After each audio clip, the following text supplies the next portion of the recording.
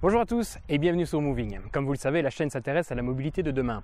Et comme vous allez le voir aujourd'hui, pour certains constructeurs, c'est un exercice plutôt difficile.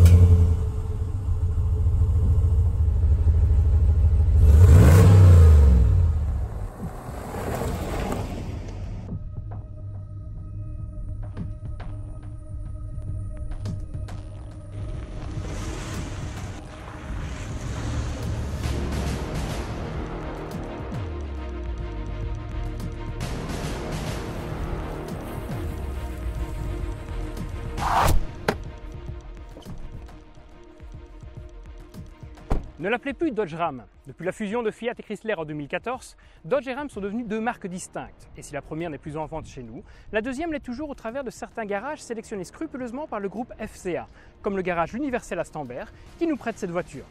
Enfin, ce camion. Extérieurement, le Ram 1500 millésime 2019 transpire la démesure américaine.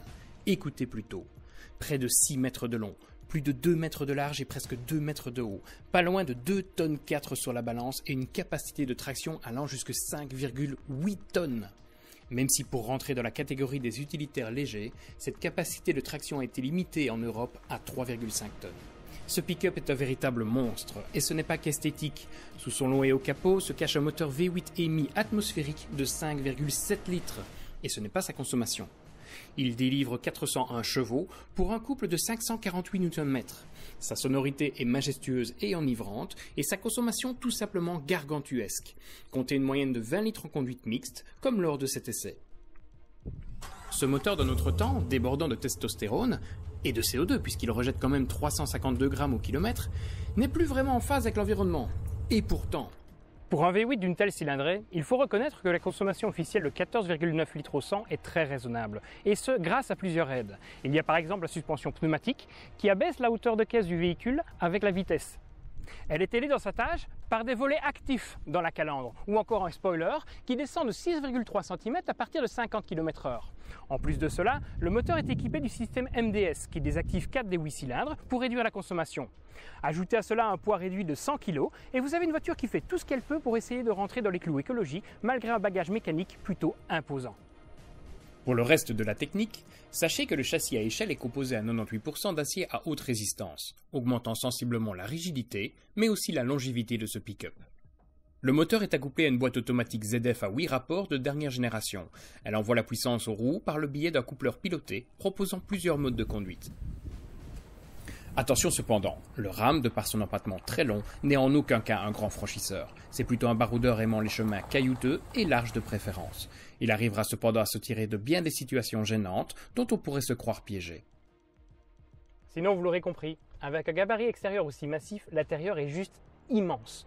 On a énormément de place tant à l'avant qu'à l'arrière. Puis regardez-moi cette console centrale, elle fait la largeur du siège central arrière. À propos de ces sièges, quel confort! Ce sont de véritables fauteuils de luxe. Pour l'intérieur, la qualité est bien présente, et même si j'entends déjà les critiques quant à la finition des voitures américaines, je rappelle qu'on est ici en présence d'un pick-up utilitaire, et non pas d'une berline de luxe, même si l'équipement n'est plus complet et un tarif plutôt élevé pourrait laisser penser le contraire. Sachez que l'habitacle offre également de très nombreux espaces de rangement, comme dans la console centrale ou dans le tableau de bord. À l'arrière, on retrouve même des rangements dans le plancher, disponibles en option. Un chiffre pour résumer tout cela ? 3,5. C'est l'espace en mètres cubes disponible dans cet habitacle. Et lorsqu'on regarde vers l'arrière, on retrouve une benne pour charger jusqu'à 1556 litres à ion fermé. Elle fait 1,6 m de large pour 1,7 de long, soit 2,7 m² de surface utile. Et si cela ne suffisait pas, il existe une version longue qui fait 20 cm de plus. Sur notre véhicule d'essai, la benne permet de charger 860 kg de charge utile. Sur la route, le confort est royal. La suspension pilotée absorbe les inégalités de la route avec brio et malgré un poids conséquent qui se fera ressentir dans le virage et les phases de transfert de masse, le RAM se conduit facilement, à condition bien évidemment d'éviter les phases de manœuvre. Une fois sorti de la route, le RAM conserve son confort et filtre les imperfections avec aisance. Vous imaginez bien qu'avec une voiture pareille, un moteur si exceptionnel et un équipement aussi complet, le tarif n'est pas aussi avenant qu'on l'aimerait bien. Avec un prix de 87 000 € pour le modèle de cet essai, il n'y a pas photo, le RAM joue dans la cour des grands. Alors ce RAM 1500, voiture d'avenir ou vieux dinosaure? Eh bien même s'il paraît inadapté au monde qui l'entoure, il faut reconnaître que le RAM est avant tout un outil de travail puissant. Même s'il est peu adapté à nos routes européennes, je suis sûr qu'il pourra ravir bien les professionnels par sa force et ses capacités. Là où il devient écologiquement incorrect, c'est lorsque celui-ci est utilisé comme une simple voiture quotidienne à usage privé. Quoi qu'il en soit, il faudra que le groupe FCA revoie très rapidement sa copie, car son concurrent éternel, le Ford F-150, vient d'être présenté en tant que prototype dans sa version 100% électrique. Mais ça, je suis certain que nous en reparlerons. Et voilà qui clôture cet essai. Je vous remercie de l'avoir regardé. Je remercie également Marc de MCA Ma Chaîne Automobile pour l'invitation à essayer ce RAM 1500.